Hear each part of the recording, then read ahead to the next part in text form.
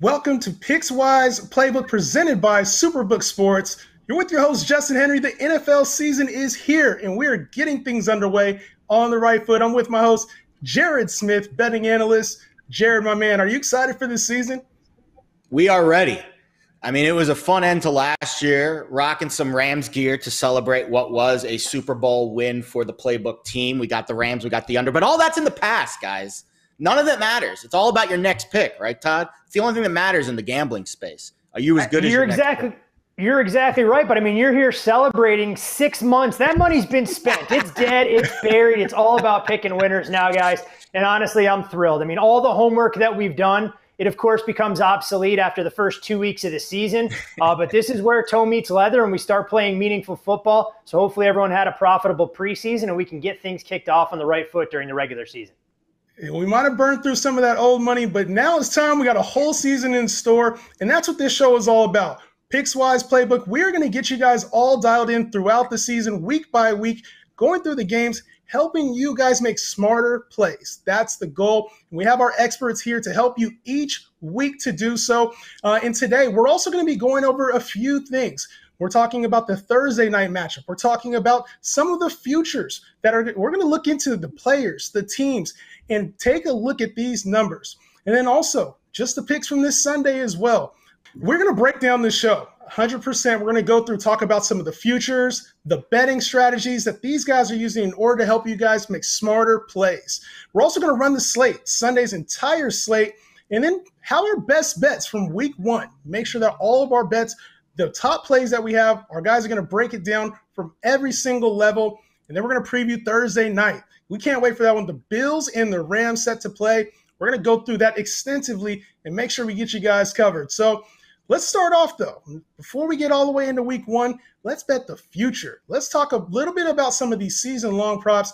And Jared, when we take a look at the futures, is there anything that when you go through this process, you're making sure that you take advantage of some numbers that you're dialing in on? What's your process heading into betting the futures? It starts very early. I mean, I wish there was more of an off season with the futures market, but really right when the Super Bowl ends, you start to see lines come out for next year, Super Bowl lines, and then it kind of filters down from there.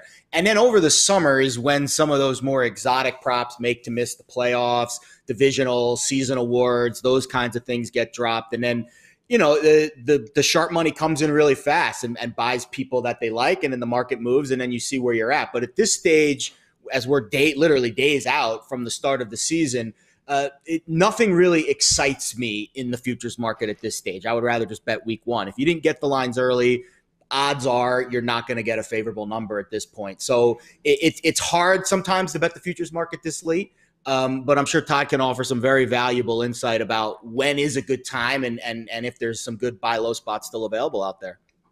Well, I mean, Jared, you mentioned it, talking about the NFL markets and how much earlier these things come to post than what we've seen in the past. I mean, years ago when I was behind the counter at Caesars, I mean, we would put out win totals in early August, and you had professional bettors that were running over men, women, and children to try and bet into some of those openers. Now you look at the sports betting calendar, and those prices are coming up, like you said, as early as the middle of April. Once you have free agency start to play out, the draft, and with lower limits, they gradually get extended, and professional bettors are doing what they can to try and glean any semblance of an edge that's possibly out there. So to your point, a lot of the value has been extracted from the market, but I do think there are a couple of numbers that are out there, and largely because public perception ends up moving a market one way that creates a little bit of value going a different direction. So for me, two prices that should be widely available now to a market that you were talking about on the yes, no to make the playoffs. I'll start with the Minnesota Vikings. And this is a team I know that's getting extremely trendy. A lot of people are trying to find a side that they believe can dethrone the Green Bay Packers, who've had a run of dominance atop the NFC North for so many years. And Minnesota makes a likely candidate. But all that being said, to get to the top of the mountain, you have to be able to navigate through all those landmines. And with a first-year head coach, Minnesota could operate in fits and spurts earlier. So for me, I personally think the better market to attack as it relates to the Vikings is the yes price. At right around minus $1.20 to make the postseason. Their win total's actually been bet up. It opened at 8.5. It's now in that 9.5 range. And when you look at the littered landscape of mediocrity that really is the NFC this year, I mean, there's a good chance Minnesota could finish at 9-8 and still be able to get in as a wild card team. So that's one of the yes-nos that I really like in the NFC. And as far as the AFC, hey, look, everybody loves Bill Belichick. He's going to get his bust in Canton at some point as soon as he decides to retire. And I can't throw disparaging remarks at somebody who shares my alma mater as well at Wesleyan. But at the same time, this roster right now isn't built to compete in the AFC. I think Mac Jones is great. He's going to be a franchise-changing quarterback, obviously not cut from the same cloth as Tom Brady. But you look at the issues that the Patriots are going to deal with, specifically on the offensive line.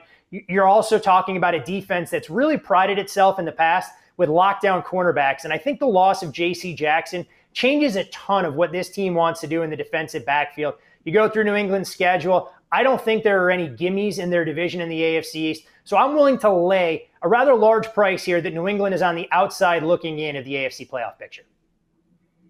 Yeah, and it's when you're looking for value, obviously, and Jared, I don't know if you want to attest to this. Is it something where you're saying, hey, there's just a lot of things going on with these teams? Like, what are the main factors that would drive a decision? Because obviously the Patriots have been a team that's historically been great. And, you mentioned, the fact that there's been some coaching changes. There's a lot of change going on in the organization. How much does that impact when you're looking at these different values? It matters a lot. And I was looking because I have this list of all the coordinators that, the coaches, new coordinators, and the entire list of the NFL. Officially, the Patriots still have a vacant position for their offensive coordinator spot.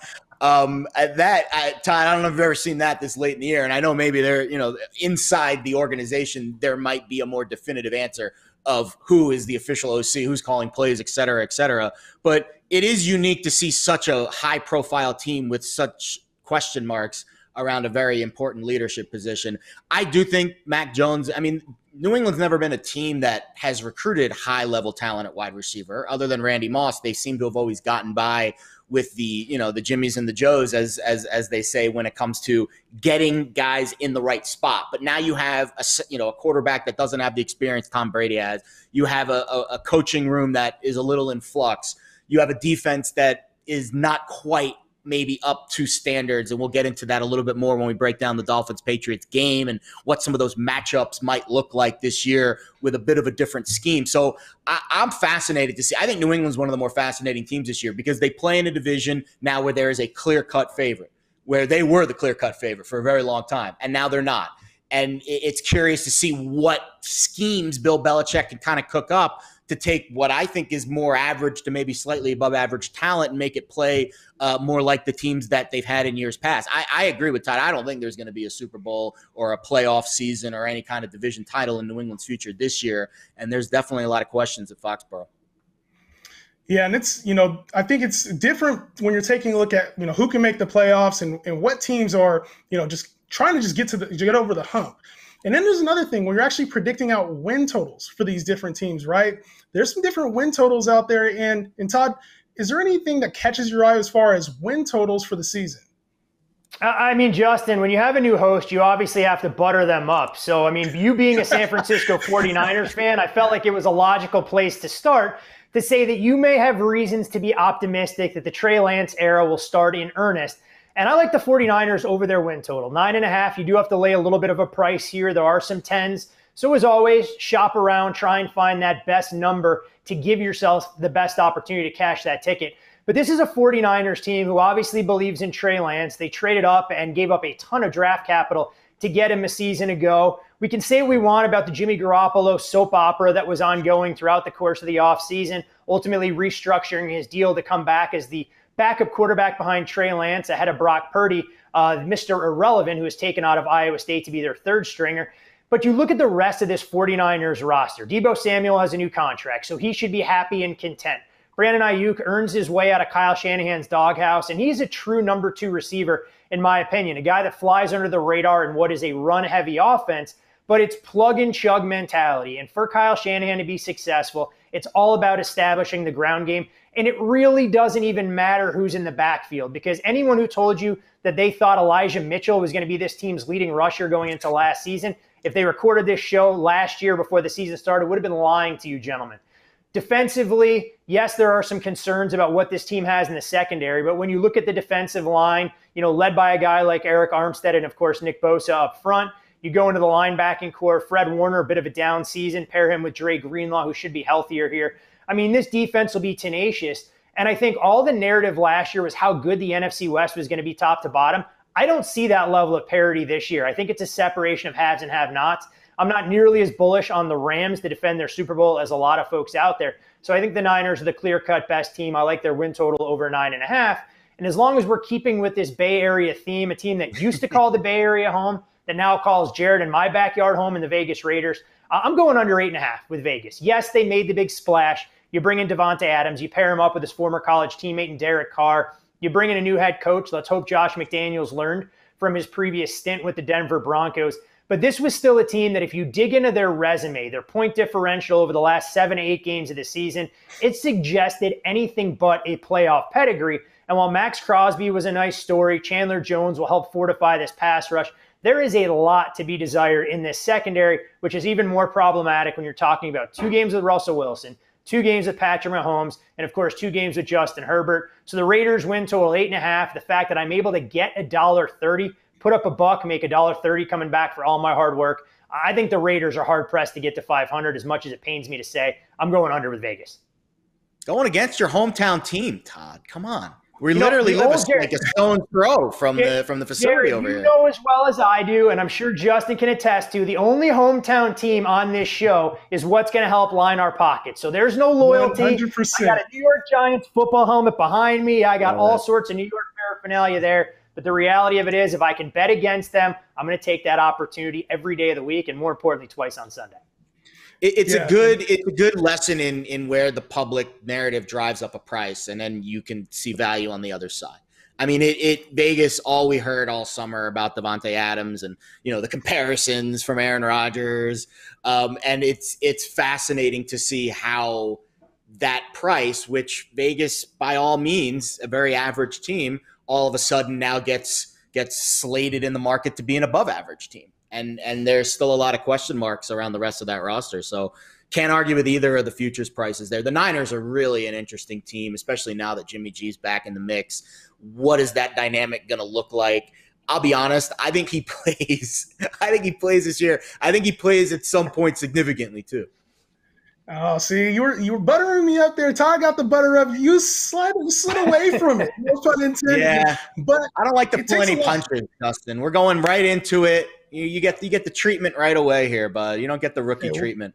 We have a long season ahead, so make sure you time your punches perfectly, man. But as we go through the season as well, we mentioned the AFC West, we mentioned the NFC West. These teams need leaders, and we talked about the quarterback position. But let's move on to MVP, because this obviously has been, it's typically been a quarterback's award. And I don't know if you guys have any strong inclinations on the MVP this season. Who do you think is going to win, Jared? Do you think somebody's going to win MVP? Who do you think has the best odds right now to win MVP? Yeah, I mean, I think Josh Allen's a deserving favorite.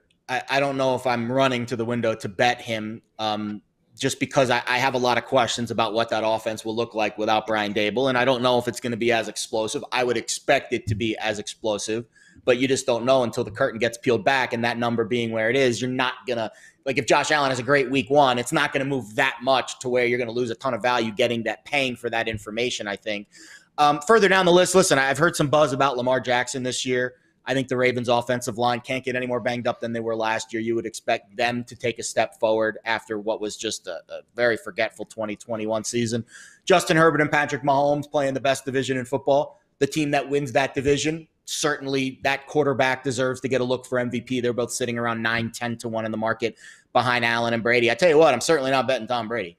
And even if he does overachieve again based off where his age and where people expect him to be, I feel like at some point there is going to be regression. Am I going to be fading Tom Brady at every turn this year? Probably not. You don't want to try to catch that falling knife, but I would not be shocked if there's a point that Brady's production tails off a bit, especially starting slow after a very fractured preseason. And we'll see kind of where he sits off. But I wouldn't bet on any non-quarterback for this award. That's for sure.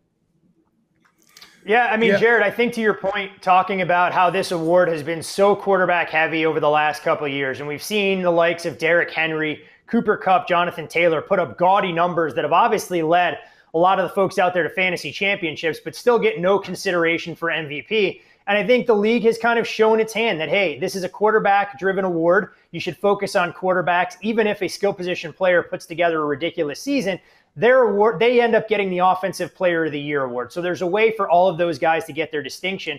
There is one quarterback, though, Justin, I want to throw into the mix, and his number's been moving. I think there's a little bit of value. I agree with Jared that it really doesn't make sense to make a strong, compelling case for a favorite this early in the year, because those numbers are going to be available after the first couple of weeks. And this is such a volatile award that you're going to see guys take massive swings based on what they do in prime time. I mean, if Josh Allen goes out there and puts forth a dud on Thursday night against the Rams, hey, look, you may get a book that overreacts and you'll get a slightly better price there. But there is a guy playing on Sunday who is going to have the national spotlight on him that I think with a big game, you could see his number get halved. And while it's not going to be sexy and it's downright scary to try and back him, it's actually Kirk Cousins of the Minnesota Vikings. And you look at Cousins' numbers over the last couple of years, I mean, this is a guy who goes under the radar. Yes, we know he wilts under the bright lights of prime time, but for the first time during his time in Minneapolis, he has an offensive-minded head coach. He has a wide receiver that's truly elite, and you can make the case that he's the best in the game. They've given him other pieces on the offensive side, but more importantly, if the Vikings are a 10, 11, or a 12-win football team because they have complementary pieces on the offensive and defensive side, Cousins could be a guy that throws his name into the discussion, especially if he starts the season with a bang against Green Bay. And we may not be able to get the 50 to 1s, the 75 to 1s. And I think there are a couple rogue books even out there in the triple figures at 100 to 1, Justin. To that end, Kevin O'Connell should also be considered for your Coach of the Year tickets too. The Vikings getting a lot of love here early on. Yeah, well, I mean, I think it's a correlated bet because first of all, they really do like to give a lot of credence to first-year head coaches, especially guys that take teams from lower tiers to higher tiers. And if Cousins is getting recognition for MVP, I think that will put O'Connell in the mix for Coach of the Year. And I haven't looked at a number on him actually because as Todd was speaking, I just kind of hatched that idea, but. Yeah. Right now, 16 to 1. So you're getting better value on Cousins, obviously at a lower price there, but still something to keep in mind. Definitely something to keep in mind. And obviously, in order to get started with these season-long props, we got to get into week one. And let's do it. And Jared asked, we're looking into week one and we're moving ahead. What are some things that you're identifying as potential plays? Are you kind of uncertain with things? Are you taking a look at different storylines and coaching changes that have happened? Like, what are some of the main things that you're looking at heading into week one as you place your bets? Well, week one's it's scary. I prefer to have lesser plays in week one than I would later weeks of the year. Just because a lot of times you're guessing on a lot of things. Like you don't know for sure how teams are going to look. Is the preseason, we've seen preseason success mean absolutely nothing over the years. So it's not like you can look at the preseason and say, this team was great in the preseason, let's bet them in week one. It's difficult. Home teams have been, so trends, matter a little bit, and Todd can maybe disprove that. But I think trends, especially early in the season, how teams perform at early stages is intriguing to me. Home teams have been really bad over the last few years in week one, covering at 44% since 2014. We'll get into the home divisional underdog trend in week one, which I think is fascinating and I think speaks a little bit to the narrative of, teams that are familiar with each other. The home team catching points in week one tends to cover more often than not. That's what we've seen in recent years. But overall, week one, I recommend you play it safe. And you do not risk a ton of your bankroll. It is a long season, even longer now with an extra week and extra playoff games. So I always preach conservative approach week one, unless you are doubly sure that you are seeing value or you're going to be on the right side of the market. I would wait and I would be very hesitant to pounce too early. Yeah, Todd, and obviously kind of managing your bankroll is one thing. And then also when we're taking a look at the opening lines, like are you going to the home openers, the first game jitters? Like, does that factor in at all for you as well? Well, I think Jared brings up a great point, Justin, talking about how this is a marathon, not a sprint. That applies not only to the players that we're going to see on the field week in, week out. You don't win a Super Bowl during the month of September. The same way as a sports bettor, the last thing you want to do is completely exhaust your discretionary income that you've allocated to try and bet games in a responsible manner and try and be in business from week one till they hand out that Lombardi trophy in the desert in the middle of February. But talking about road teams, we saw road teams put forth the best ATS record in the history of the league last year. 54% success rate if you bet every single road underdog throughout the course of the season. And I think the big reason behind that is we've seen a devaluation of home field advantage. Look, I've been betting games, guys, a lot longer than I'm willing to admit because it started before I was of legal age. And the one thing that got drummed into my head right from day one was that home field advantage was worth 3 points. No one could explain it to me. No one could show me the mathematical equation to try and quantify that. And over the years, we've seen travel conditions improve for players. Nutrition is better. The body clock is better. These guys aren't taking coach flights where you're putting 300-pound linemen in middle seats in Allegiant Airlines by any stretch of the imagination. So as a result, you've seen home field advantage, which was that 3 points that odds makers built into it, now more in that 1.5 range. And that's not something that should be used unilaterally across every home field advantage. If a team is terrible and they win 2 games, look, going to Detroit in December when they're playing out the string isn't an overwhelming home field advantage the same way as it was going to Seattle to play in primetime with Russell Wilson in the peak of his career. And Jared talked a little bit about home underdogs and some of the trends there. I'll go one step further. If we go back to 2014, divisional underdogs week 1 have hit it better than a 75% success rate. And it's a sample size that's not extensive, but you are talking about 35 to 40 games. So that increased level of familiarity, that public perception that people love to buy into. Don't kid yourself. The team that you saw week 18 last year, the teams you saw in the playoffs are not the same teams that you're going to see in opening weekend. So for me, it's always typically gravitating towards underdogs or looking to try and fade some of that perception and narrative around teams that people are believed to be a lot better than they actually are, because we'll get a true indication of who all these teams are. Not necessarily week 1. We'll get overreactions in week 2, but by the time we have 3 data points at the end of week 3, we'll get a pretty good reflection. Yeah, and it's easy to get excited during the offseason. There's a lot going on. We're excited for football to get there. And so let's talk about it. One of the very first games that I do want to get into, guys, the Eagles and the Lions. The Eagles are 4-point favorites. And you mentioned that home underdog thing that was going on. Jared, is this one of those opportunities when you're looking at the Eagles and Lions? We've had all the hype from Hard Knocks to the Detroit Lions. We've seen the Dream Team talks to the Eagles. Where are you at on this game? Yeah, so maybe this is a reach, but this game might feature the 2 best offensive lines in football this year. I think the Eagles are certainly on that list. Detroit really, really solidified their offensive line this offseason. And again, I think that's the indicator that's been dictating some of the movement towards the over here. And I would be shocked if we don't see 2 units that are really good. The Lions have a lot of question marks. And, Jared Goff, there's a million questions there. I think their defense, there's some questions there. The Eagles got better all offseason. That's all I heard. I bet the Eagles over 8.5 wins in May, the second they sign A.J. Brown, because Howie Roseman forced my hand, and I knew that number would move all summer. It's 9.5 now. I was going to give it out on the show here, but I just can't. It's hard to give out a 9.5 win total when I bet it at 8.5 4 months ago because I just don't know if they're going to be that good, but the roster is certainly that good. And that puts them in a spot where they're maybe in a position to cover here, but I'm not willing to lay points on the road week 1. And I do think the Lions have at least a fighter's chance to keep this close because of that offensive line. Yeah, Jared, you talked about this total. Widely available 46.5 for the majority of summer since odds were posted. And we've seen this number steadily climb. It's one of the sharpest moves that I've seen come in over a couple of key numbers.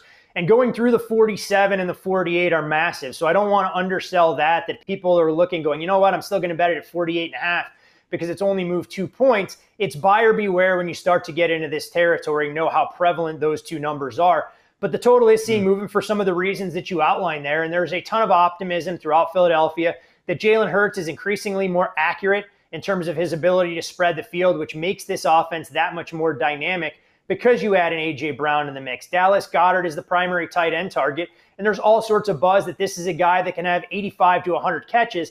I think that's a leap of faith just because this is still a run-first mentality in Philadelphia that Nick Sirianni wants to employ. And while we're not quite sure exactly what this muddled mess will look like in the backfield, if Miles Sanders is healthy, Kenneth Gainwell, Boston Scott, the list goes on and on. I think there are also some concerns early in the season as well. Darius Slay, not 100%, was dealing with some soft tissue injuries through camp.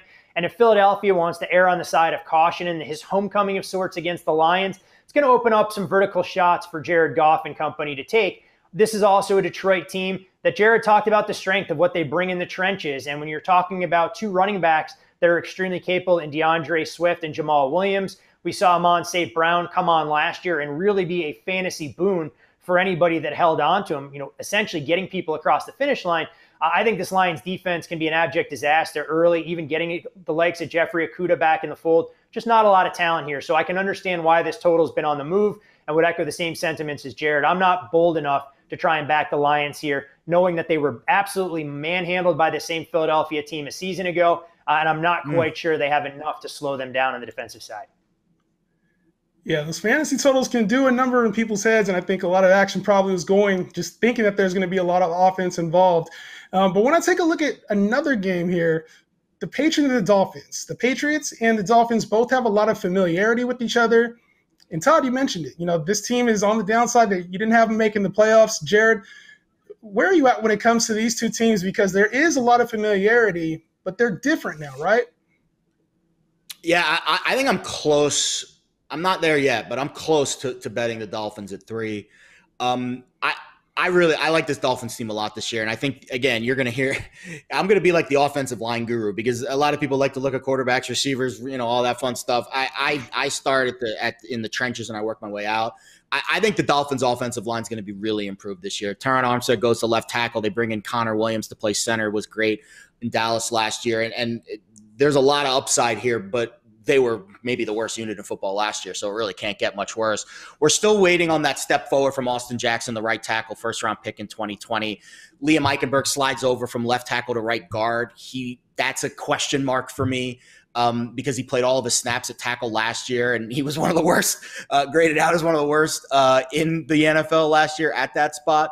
But if they can come together with Armstead and Williams kind of coming in and gelling this unit, you would think that there's, again, a lot of upside because of what they brought in on the outside with Tyreek Hill. And you get Hill, you get Waddle, top 2, 2 out of the top 12 in Yak last year. You get Gesicki, too, one of the best catching, receiving tight ends in the NFL, and you bring in Raheem Mostert, very dangerous weapons. The question really is all about Tua and his efficiency now. And how does the new head coaching regime kind of adapt to him? Mike McDaniel, I would assume it's going to be a positive. But you have a very fascinating matchup here against the Patriots secondary, which is usually a strength of the team. But they are a little bit, I would say, thin at corner. Jonathan Jones transitions from the slot to the outside. You've got Jalen Mills, who I would say is subpar, especially for the Patriots unit that's much, usually gets really good play at that spot. Safeties are really solid with McCourty and Phillips. But I don't know if the outside guys are going to be able to keep up with Waddle and Hill. And we'll see again week 1 if this offense is humming. But maybe the Pats go zone. We'll see how they kind of adapt to what is going to be a very up-tempo, you would think, aggressive Mike McDaniel scheme with Tua and all these weapons. And the Dolphins defense, I think, is really good too. Josh Boyer in his 3rd year as DC. They get pretty much everyone back from a top 10 DVOA unit last year. So I think the Dolphins, if we're really selling on the Patriots, I think this is a spot laying just 3 that you should feel safe about, taking Miami in here.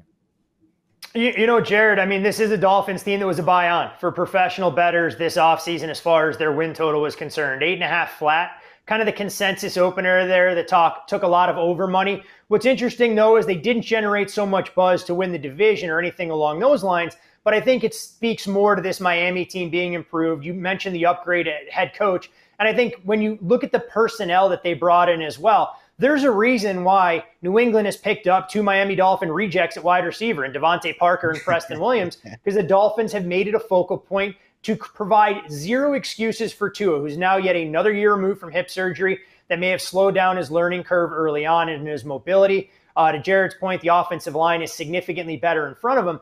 But what's interesting specifically about this matchup is the way the game has been bet. We saw this total open up in the low 40s. It took a lot of support over 44 and 45 and 44.5.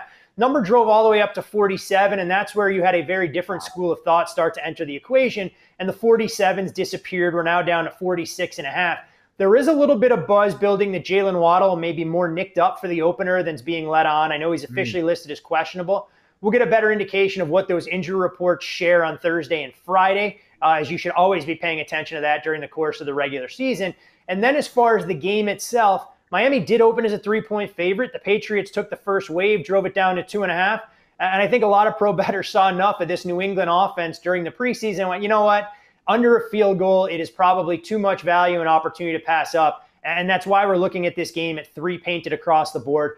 Normally, when you're talking about a field goal in this kind of spot for a game of this magnitude and that level of familiarity, the next move will really indicate exactly where professionals fall in this game. So I'm going to be fascinated to see if this number leaks even further to 3.5, or you find another wave of Patriots support to take it back to 2.5 potentially. But I think we're much more likely to head north than we are south for this game as we get closer to game day.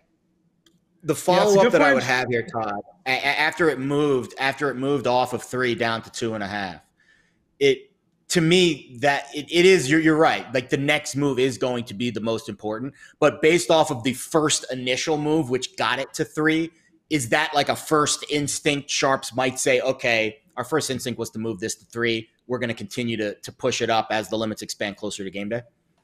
Yeah, I mean, you're exactly right. I mean, that's such a big part of all this. It's a numbers game more than anything else. And so if you think that number isn't going to be there, I mean, you have to try and get out ahead of it. And I mean, the running joke that we have all the time, I'm going to bet it now, figure out what I want to do with it later. So being able to grab 3, if you think the number was going to go to 2.5, you know, it gives you a myriad of options. Should you want to play Miami on the money line, you could have laid $1.40 there and had a small middle working for yourself, or going, you know what, my position has changed. I'm much more bullish on the Miami Dolphins now than I was when the betting market's open. And I think you highlighted a key component of all this is that the limits are different. Look, professional bettors aren't tipping their hand and moving substantial freight on games that have influenced, you know, in April and May, the same way they are during August, or even during the course of game week, where limits will open up throughout the course of the week. You know, Monday, Tuesday, and Wednesday, there can be a lot of posturing. Thursday through Sunday, that's typically where you'll see guys come out of the woodworks and folks that are betting substantially more than me in the 5-6 figure range that are able to get down in these contests.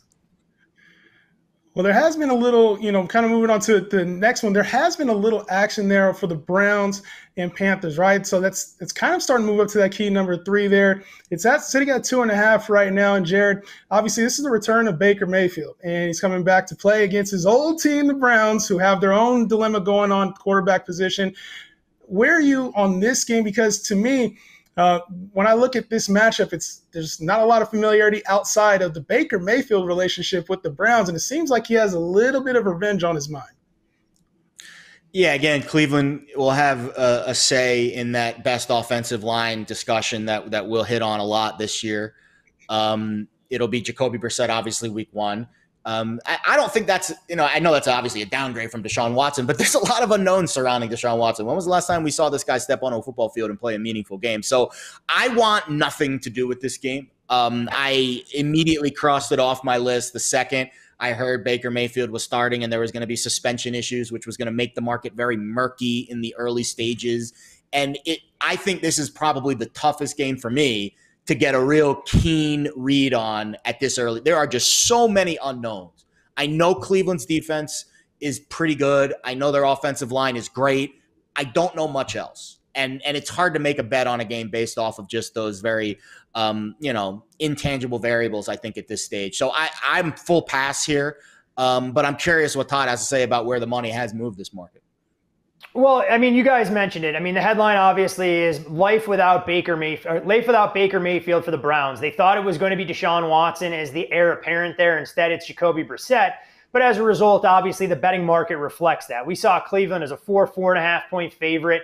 You know, once we started to get rumblings and inkling that Deshaun was going to be out, that number gradually trickled down to a field goal. Then it moved below 3, and at that point, it was more or less free fall to the point where we're at now with Carolina as a 2.5 point favorite.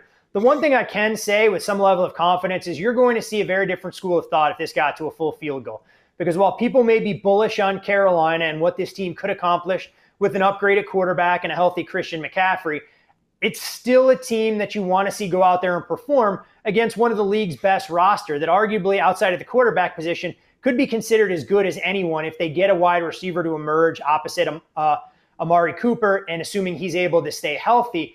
Baker Mayfield's storyline, fascinating for a variety of reasons. We know the quote that he issued that was taken out of context by an NFL reporter that he's obviously tried to refute. And then earlier this week, I believe it was Troy Hill who came out and said, you know what? Baker Mayfield may know us, but this entire roster knows what Baker Mayfield is. And while they've said they put the war of words behind him and everything else, don't think for a second Kevin Stefanski and company aren't going to devise a game plan that works against Baker Mayfield's strengths. But at the same time, I want to caution people who thought Baker Mayfield is going to look like the quarterback we saw last year, who dealt with a myriad of injuries. It'll be somewhere between the quarterback that was a couple plays away, arguably from getting an extension and a longer-term deal in Cleveland, versus the guy that looked like a shell of himself. But much like Jared, this game is kind of on the no-fly zone for me. The only angle that I'd consider entertaining here might be teasing Cleveland up from 2.5, getting them through the 3, the 4, the 6, and the 7 if you thought the Browns were the side, especially with one of the lowest week 1 totals we're seeing on the board. Yeah, sometimes it's a good the best point move. because I think you should just eliminate games. I think you should be quicker to eliminate games from your list in week 1 than any other week. Whereas I might let a game linger a little bit in week 3, 4, 5 because I might be able to find an angle later. In week 1, if I don't have that immediate feeling about an angle or a side, I just cross it off the list and move on. This one was on that list for me very early on because of all the unknowns. Yeah, you guys mentioned it earlier, just being a little bit more unpredictable. And I think staying away is something that people can note as well, is just because it's week 1, we don't have to have action on every single game. Even if the game's exciting, like this Chiefs-Cardinals matchup to me on paper seems very exciting, one of the higher totals of the week. And as we approach it, obviously DeAndre Hopkins is not going to be there. The Chiefs have lost important members on the offense and defensive side of the football when you talk about Tyreek Hill, Tyrann Mathieu. And Jared, when you're looking at this slate, is there anything that's eye-popping for you? Is it the total? Is it the number? What are you looking at right now? This is another one of those games where we had a lot of off-season buzz around a very important player. Probably didn't move the line a whole lot, but I think it changed our perception on Arizona with all the Kyler Murray stuff that went on and his study hall and all the clauses that were in the contract and out of the contract, and it was all made public and it was all very personal and it was all very dramatic. It would make great on a Hard Knocks episode or maybe an episode of Desperate Housewives, but I don't think it would play off well when it comes to how we feel about the Arizona Cardinals' chance of having extreme success in 2022. Definitely depressed that feeling very much. I think on the other side for Kansas City, you could say Patrick Mahomes had a very mediocre year by his standards. At least that's what the metrics say. And I think the defense for Kansas City, which came on a little later in the year, still some questions there with Chris Jones, who struggled at the end of the season. They did draft George Karlaftis. They did bring in Carlos Dunlap. You would expect that to help. But Melvin Ingram's gone. So we'll see if that has an impact. And I just think overall, there's reason why this total is in the mid-50s and it's the highest of the week. Arizona's defense is not expected to be a plus unit either after they had a really difficult 2021 season. I think the line's probably fair with Kansas City laying on the road over a field goal, and I think the total is probably one that I would lean to the over just because of the lack of defense and the emergence of the offenses as they continue to step forward. We'll see what Kansas City's offense looks like without Tyreek Hill. Again, this was another pass for me because I would lean taking the points at home with Arizona, but I don't fully trust Kyler Murray week 1. I want to see what that is, and I don't fully trust the defenses either. So pass, but I would probably lean to the over, lean to Arizona if I had to glean this game in any way. So many interesting elements here, guys. First of which would be a reunion of sorts between Patrick Mahomes and his college coach and Cliff Kingsbury. First time that they'll meet as members in the National Football League, given everything that they accomplished from an air raid attack in Lubbock, I think back in 2014 to 2016. You look at this Kansas City Chiefs team, and Jared talked about how much different they're going to look offensively. You don't have that virtual burner that you can rely on in Tyreek Hill that's going to be a high-volume receiver. Now, there is plenty of track speed on the outside for Kansas City. I mean, there's no shortage there. You bring in a guy like Marquez Valdez-Scantling, who was one of the best in terms of taking the top off of the defense. When he actually caught the ball as a member of the Green Bay Packers, reminded us a lot more of Featherstone for those folks that remember the movie Necessary Roughness back in the day. You're looking at a couple of other pieces that are still trying to resurrect their career as well. And Juju Smith-Schuster, who can operate underneath. We forget what he's capable of when truly healthy. They got him on a bit of a franchise-friendly deal there, and I think Juju can have a breakout performance to remind us why he was one of the primary weapons for the Pittsburgh Steelers a couple seasons ago. The backfield, it remains muddled, but I think in an Andy Reid offense, it's a necessary evil, and you don't need a true game-breaking back there. It'll obviously be Clyde Edwards-Helaire to start, but we saw Jerick McKinnon be the bell cow back during the postseason, and that paid dividends. And then, of course, the ageless wonder at tight end in Travis Kelce. Defensively, I mean, Jared talked about some of the concerns you have with Kansas City, and rightfully so. You lose Charvarius Ward, who was one of the more underrated cornerbacks that they had out there. We'll see if L'Jarius Sneed can continue to build on his resume. George Karlaftis, yes, I'm not sure what he's going to contribute, I guess, in terms of the first season that he's there. As a pass rusher, hey, hopefully it pays dividends, but maybe it's a little bit of a learning curve. But one thing that Jared talked about in this game that I think resonates the most with me is talking about an Arizona team that for me is really a sell candidate early in the season.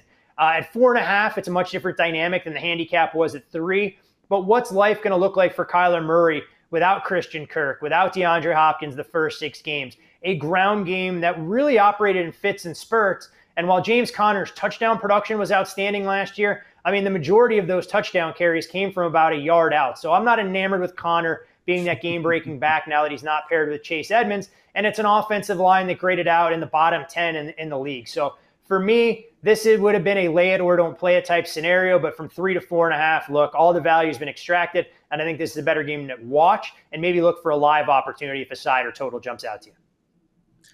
What makes that a live opportunity? You mentioned it's a live opportunity. What makes this game an actual live opportunity for you there, Todd?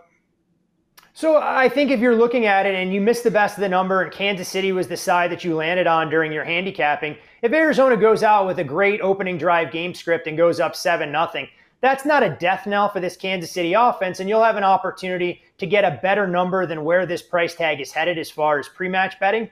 So sometimes it's good to have that patience. Jared talked about making a case to not bet games, and I'll take that one step further, not just for week 1. We can always convince ourselves that something is a good bet, whether it's a side or total. But until you want to dissect the other side, and it's almost having this internal debate, look for reasons not to bet some of these games. If you're true to yourself as a handicapper, you can't arrive with reasons that aren't strong enough to get you off a game.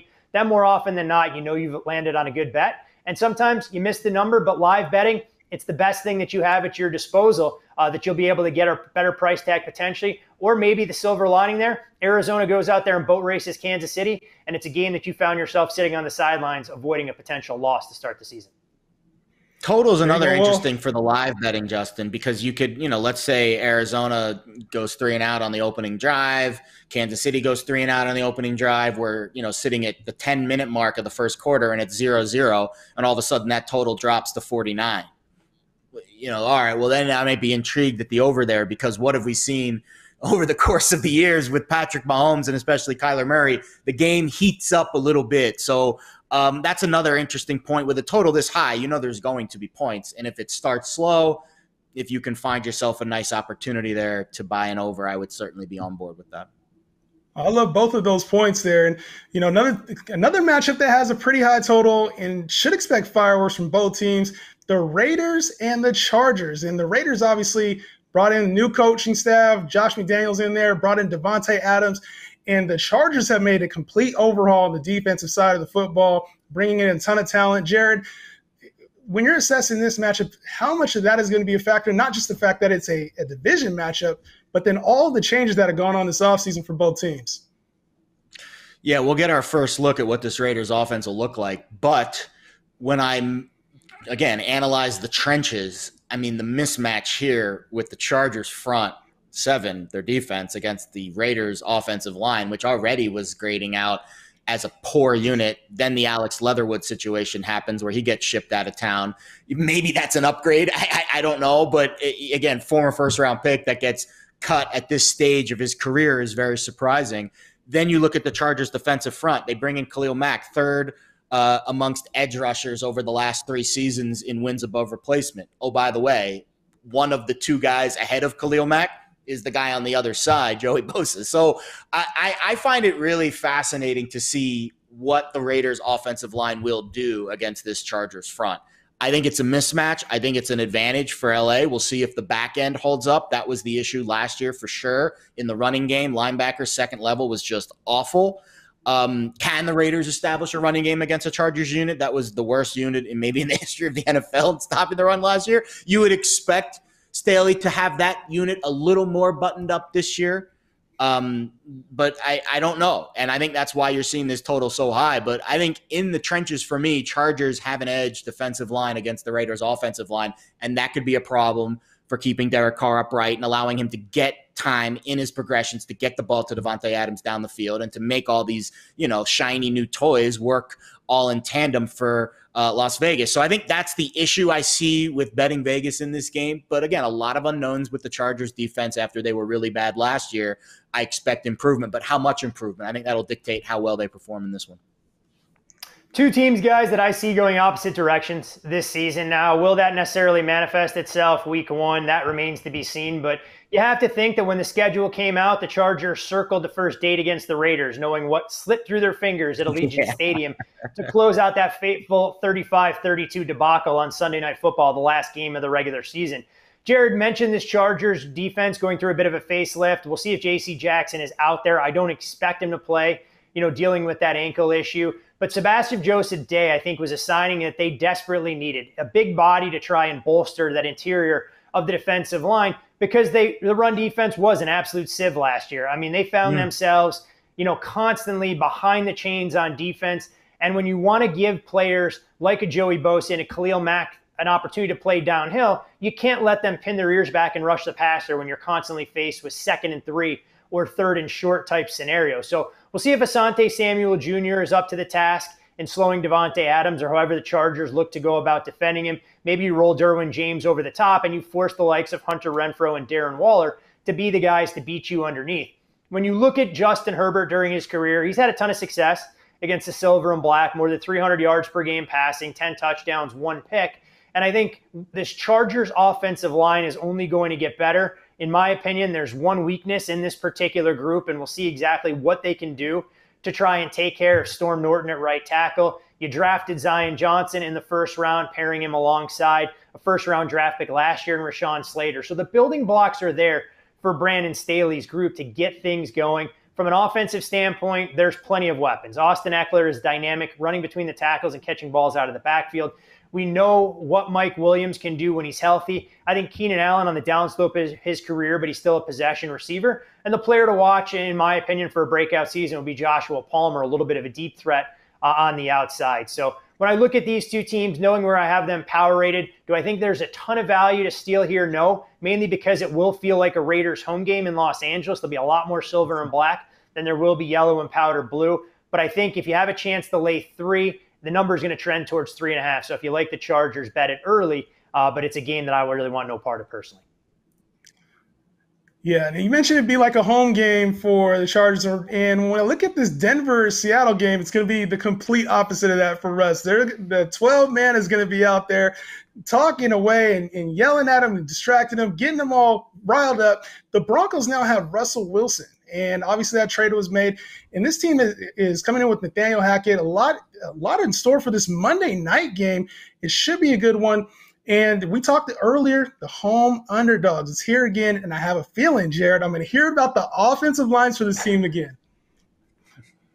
No, actually, I didn't do a whole lot of prep on this game because I want absolutely nothing to do with it. And it just like literally when I looked at and it goes back to the Baker game too. Like, there's so much like usually week one, it's not this much hatred and emotion.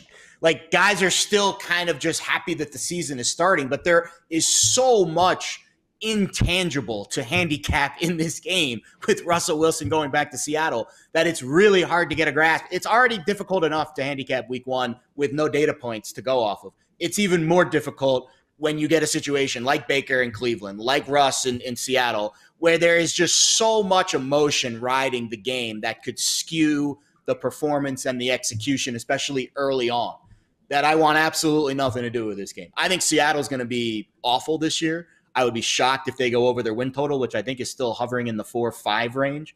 Their quarterback situation is maybe the worst in the league. And it's kind of ironic that a former Denver quarterback's facing, on Seattle. So there's just so much here that I don't know if Todd can offer me a little bit of a fog light in this dense, mist that we're kind of seething through here. But I want absolutely nothing to do with this game. Well, I mean, if you were going to make a case for Seattle, I tell you to wait as long as possible, because the way this number is trending with a standalone game on Monday Night Football, the final one of week one, that there's a chance you're going to see books that deal mainly to recreational players dangle that 7 out there and try and elicit at least some interest from sharper professional bettors there that are value seeking, knowing that there are folks out there that are sitting with Denver Broncos tickets that laid 3.5 or 4 when this price tag opened up. But to Jared's point, I think if you're the Seattle Seahawks, you should be rooting for this season to be an absolute train wreck. Going 7-10 would be the worst case scenario for Seattle, because it probably takes you out of the running for a franchise quarterback in next year's draft, whether that be C.J. Stroud, Bryce Young, Will Levis, Jaron Hall. I mean, the list is potentially going to be extensive for guys that are going to have first-round grades, a much deeper quarterback class than what we encounter now, where Kenny Pickett was the only one to go in the first round, and in years past probably wouldn't have had that first-round grade. Defensively, this group is going to look a lot different. You don't have a familiar face out there in Bobby Wagner starting at linebacker. It's more Jordan Brooks's group. So that unit will change a little bit. And as far as the offensive line, there are 2 rookies out there, both very talented, that I think are going to have long, fruitful careers in the National Football League, in Charles Cross and Abraham Lucas. But the interesting part about these two, one comes from Mississippi State, the other one comes from Washington State, and they weren't in run-first offenses like Pete Carroll wants to go out there and try and employ. That's going to be a great philosophy early until they find themselves falling behind if the Broncos offense can get on track. I actually like this game over the total a bit. I think Denver's defense is a little more of a paper tiger than they're let on. I need to see more out of Bradley Chubb. I want to see this secondary get things sorted out. And if history is any indication, you have to know that Nathaniel Hackett is going to allow Russ to cook going back into familiar territory. I don't see this as a game where Russ is throwing it 15 times and we're going to get 20 carries for Javonte Williams, 20 carries for Melvin Gordon. So if Denver's able to chuck it early and often have some success, force Seattle to abandon the run, I think this is a game that can go over its total. It sits at 42.5 right now. Monday night over. So in other words, you said, bettors, let's ride, like Russ said, right? So, going over some of these totals, one of the main things that you guys both have mentioned extensively is that it's very unpredictable.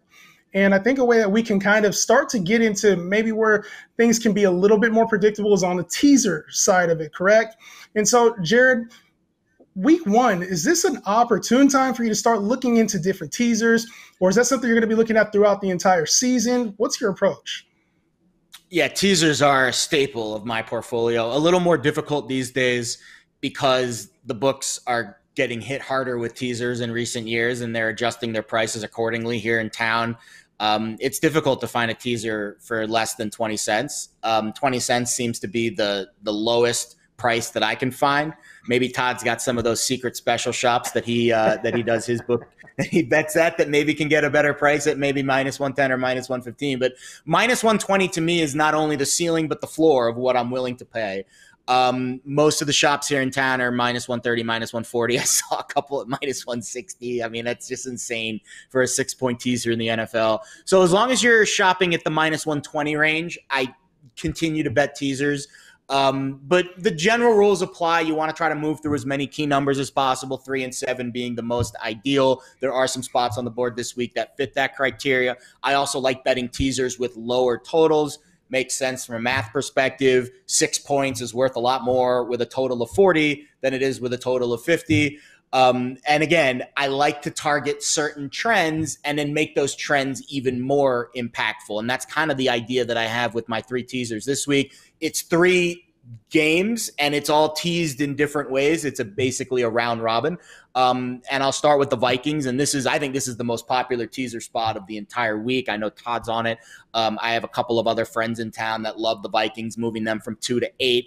You could argue that this is the most important game of the week because it is the only game in the division where the 2 teams are predicted to finish 1-2. So again, week 1, you don't get a lot of high profile, this game could matter in the division standings at the stretch. This game might actually decide a tiebreaker in week 18. It very well could. The question mark with me with Green Bay, obviously, is the offense. Aaron Rodgers, we don't know what we're getting with the receiving core. Very unknown variables there. The offensive line, while it's good on paper, has been very banged up over the years. Elgton Jenkins tore his ACL last year in the game against the Vikings. David Bakhtiari only played 27 snaps. Are those 2 foundational pieces 100%? Has Minnesota's offensive line improved? Well, I don't know. I certainly hope so because we're betting on them here. But Christian Darrisaw, I think, will take a step forward, first-round pick. He got better as the season went along, but he was just 25th out of 34 qualifying tackles and pressure rate allowed last year. That number needs to improve if you're protecting Kirk Cousins. I think what we saw at center was a mistake, at least from what I heard. J.C. Tretter wanted to go to Minnesota. They chose Garrett Bradbury instead. Tretter retired, and I'm hearing still that there's center questions amongst Bradbury, and how does that position grade out for the rest of the year? I think the Vikings have the edge at skill position. Their receiving core is elite. Dalvin Cook is elite. I don't know exactly what we're going to see at the tight end spot, but Irv Smith has certainly flashed at times. Both teams are solid at D. I think the Packers' strength is in the secondary with Zaire Alexander and Rasul Douglas. I think for the Vikings, it's up front. Dalvin Tomlinson, Harrison Phillips inside. You got Hunter and Smith on the outside. Smith comes over from Green Bay. He was fantastic over his last few years. But to me, it's Aaron Rodgers. Can he overcome this wide receiver lack of depth? Well, of all the teams in the NFC North, he's under 500 against the Vikings on the road in his career against the spread, 6-8, the only team in the division that he has a sub 500 against the spread record on the road in his career. So I like moving this from 2 to 8. I think you're getting it through both of those key numbers. And I think the Vikings have enough of an edge in some key spots where I can make a very strong case while they'll keep this within a touchdown. And Jared, I mean, no reason for me to kind of echo a lot of your same sentiments in terms of the individual game handicap. So I'll go back to some of this information you shared about teasers, specifically price. And I think that's the one part that people overlook when they start talking about 6, 6.5, and 7-point teasers. They ignore the juice that's attached to it. It's a lot different proposition years ago when you had a 6-point teaser, even money, versus the point you highlighted now where some shops out here in the desert want to charge you $1.30 to $1.40, which obviously changes the win probability and the rate that you need to try and win those things to be able to turn a profit by the end of the season. So $1.20 on a 6-pointer, more or less my cap. There is one book still here in town that does offer a price like that to take advantage of. And for me, it's the same kind of thought process as well. With a teaser, I want to be able to move a number through 3 key numbers. So I'm going to look for short home underdogs or short road underdogs at that point and try and drive them up through the 3, the 4, the 6, and the 7. And the converse holds true as well, looking to try and bet teams that may be short favorites in that 6.5, 7, 7.5 range and bring them down. The one thing that I can't advise enough, and I know people are going to argue with me, don't tease through the 0. And the reason I say that is because the value created, you're paying for a number where the game can't possibly land to give you any benefits. So avoid those games. And you know what? If a game doesn't fit a billing that you would make a case for them as a straight bet, don't just fall in love with the idea of moving a game 6, 6.5, or 7 points. Look for reasons not to bet these contests. For me, at a field goal, Minnesota would have been a straight bet, but the field goal wasn't available. They make a lot more sense as a teaser leg, and I'll go shopping in the NFC North to find a leg to pair it with against the Chicago Bears, where I think the 49ers will be one of the more public sides. I won't sugarcoat that for week 1 as a 7-point favorite, but they'll have one of the bigger mismatches in the trenches with that offensive line against the Bears' defensive line. And in Trey Lance's debut, I think the 49ers will be able to do enough. So my teaser for week 1 is the 49ers down to about -0.5 or 1, depending on the book, and Minnesota up, making sure I can get at least 7.5 to 8. Yeah. Minnesota is such a great teaser leg this week. I mean, it just slapped me right in the face when I looked at it. And I agree, 3, if it gets to 3, it won't, because I think it's even trending down more towards 1 right now. But the Vikings money line, Vikings +3, absolutely would be a play. All right, so that being said, I do have 2 other legs that kind of fit a bit of a trend. And I am hoping that the trend continues because home divisional underdogs since 2012 in week 1 are covering at not only a ridiculous rate against the spread, 13-2, but their 6-point teaser record is 14-1. That is over 90%. And again, you want these teaser legs hitting at around 75-ish% in order to make a claim to lay 20 cents, which is about a 54.5%, 55% implied probability. So I feel good that these teaser legs meet that criteria. And now we'll get into the game handicap. I like the Falcons moving them from 5.5 to 11.5, home divisional underdog against the Saints. I think both of these teams have questions on the offensive line. The Saints, we mentioned the Dolphins, they lose Teron Armstead, and they drafted Trevor Penning, but then the Trevor Penning injury happened, he was already trending down in camp, but when the injury happened, obviously that really trended him down. James Hurst is going to start at left tackle. I mean, that's obviously a huge downgrade from Armstead, who was one of the best in the league. You get former first-rounder Cesar Ruiz, who has been kind of a bust at right guard. So you get all these interior and now exterior line questions on New Orleans. And then you look at the Falcons' offensive line, who basically didn't make any changes after a brutal season last year. Coaching staff changes as well. Curious, Arthur Smith, year 2. What will that offense look like with Marcus Mariota? I think it's interesting to me, though, when you look at the Saints as a defensive unit. They basically had the same defensive coordinator, now head coach Dennis Allen, for basically the last 2 decades. And you get Pete Carmichael, who is the offensive coordinator, who's been in that spot for 10, 15 years, I think since 2009 as well. But it's a new voice at the top with Sean Payton gone. Like, how is that going to affect the team? And then you got all these wild cards with Jameis Winston. You have Michael Thomas returning. You have Chris Olave. You have Jarvis Landry. I mean, there's a lot new with New Orleans that has to fit together in a very short period of time. And they have a very tough matchup here against the Falcons secondary, which I think is, if you want to talk about a strength for the Falcons, it is A.J. Terrell and Casey Hayward on the outside of that cornerback spot. So I think that is something where maybe the Jameis Winston effect is neutralized a little bit because Atlanta is pretty good on the outside. And I'm fascinated to see how this Saints defense, which is used to playing against a stationary Matt Ryan, handle Marcus Mariota. We even heard Cameron Jordan come out and say, I played 22 games against the Falcons, and I've only had to worry about scouting Matt Ryan, who basically stays in the pocket. So a bit of a different handicap, bit of a different prep for New Orleans' defense this week, and I think they can keep this game close at 11.5. Texans going from 8-14 against the Colts. Listen, I'm not. This is a scary one. Todd, you can talk me off the ledge here if you want, but you made a great point. Frank Reich 0-3-1 against the number in Week 1 with the Colts. And I think there's some questions with the Colts. How does Matt Ryan fit into that scheme early on? Texans' offensive line's a huge weakness. We know about Dameon Pierce and how's that going to fit in with his amazing preseason. But listen, the Colts have made the Texans their whipping boy the last 2 years. They beat them 62-3 in 2 meetings last year. You would think at one point Houston's going to put their foot down and say this is enough. So getting them to 14 in a low total game, I would hope is enough. But I don't know, Todd. Am I kind of barking up the wrong tree here trying to get this Texans line?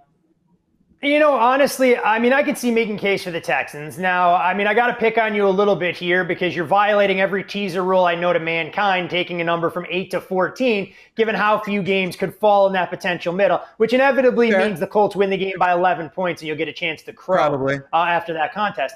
But you talked about how this Colts team has been slow starting. Not only is Frank Reich winless against the spread, they haven't won a game straight up in their season opener since he took over. And it's not as though they've played murderer's row. They've gone on the road to Jacksonville and they've lost those games. We saw them lose the regular season finale, which it obviously doesn't apply here. But the Colts aren't afraid to lose to inferior teams, especially in the division.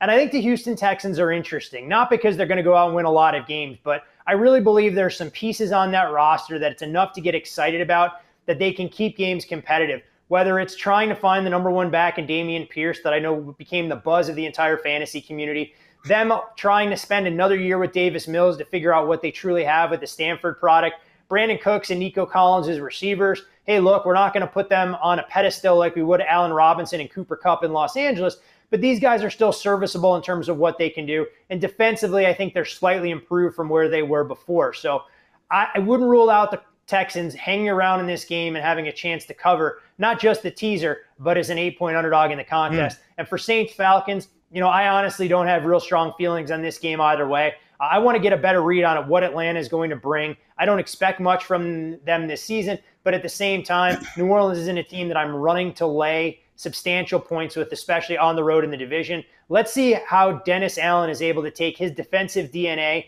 and not slow down an offense that should be healthier with a few more game breakers in tow than what they had late last year, where there was really nobody for any of the quarterbacks to throw to for weeks at a time. You know what's crazy about the Colts, too? Just a quick one. This is the 6th consecutive year they've had a new starting quarterback. Like, you would think at some point they'd have a guy 2 years in a row. But I'm looking at the list. The opposite the year that Luck was out, Tolzien, Luck, Brissett, Rivers, Wentz, now Matt Ryan. That murderer's row of quarterbacks right there. You take out Andrew Luck, right? the complete opposite of what Tom Brady has been one of the longest tenure. Well, obviously for the Bucs he has, but we saw for the Cowboys, Dak has been the quarterback there for a while. As we head into this Sunday night football matchup, the Buccaneers and Cowboys, and there's obviously a lot with these two teams as well, right? When we talk about the offensive line injuries that the Bucs have gone through this offseason, some of the receiver problems that the Cowboys have had this offseason. And, as we come into this matchup, Jared, is there one way that you're leaning one way or the other, obviously coming into these week one bets? Yeah, this is the only official play I guess I'll give out on the show. I mean, other than the teasers, but official straight bet. I did get to the window on under 51 about a week or two ago. And it was right around the time in conjunction with the Bucs offensive line issues really starting to crop up. And I had a feeling that this number was going to get pushed down. It has, but I wouldn't be shocked because of the nature of when the game's being played, the time slot, and the public perception amongst bettors in general that it gets back to 51. So if you miss 51, you might get another chance to bet under. But 51 is the most landed on total in the NFL over the last 5 years. Not as key of a number as 3, which is very, very key, but it's the most important total, I would say. So that's why I decided to choose this number, and I think that's where the handicap lies, because I'm really concerned with the offensive line of Tampa Bay. I mean, how can you not link Tom Brady's success to the offensive line? The numbers say Brady was the second-rated passer in a clean pocket last year. It drops to 10th when he didn't. And I know that doesn't sound like a lot, but when it's Tom Brady to go from a top 5 quarterback to not a top 5 quarterback, I think that's where you have to at least give it some credence. All-pro center Ryan Jensen, he's on IR. Who knows how long he's going to miss. Even the backup, Robert Hainsley, who's now the starter, dealing with an injury. Tristan Wirfs, dealing with an injury. There are injuries all up and down this Bucs offensive line. That plays right into the strength of the Cowboys defense, which is rushing the passer with Micah Parsons and DeMarcus Lawrence. I do think losing Randy Gregory is important. Maybe Dallas is a little bit thinner at that position, but in week one, they're healthy. It's not going to be as much of a factor. The Cowboys can be run on, but that's not something the Bucs really do well. So I don't know if that's going to be a factor in this game either. The Bucs defense, of course, a huge strength. They added Akeem Hicks, Vita Vea back, William Golston back, Shaq Barrett also back. You've got JPP out in free agency. I heard the Ravens are interested. Maybe he comes back to Tampa down the road. Who knows? But besides that, again, virtually everyone back in the back 7 as well. Antoine Woodfield, Carlton Davis, those are 2 all-pros. And I think the emergence of Joe Tyron, I'm going to butcher his last name, Shoyinka. I'm sure Todd can do a better job pronouncing his name than mine.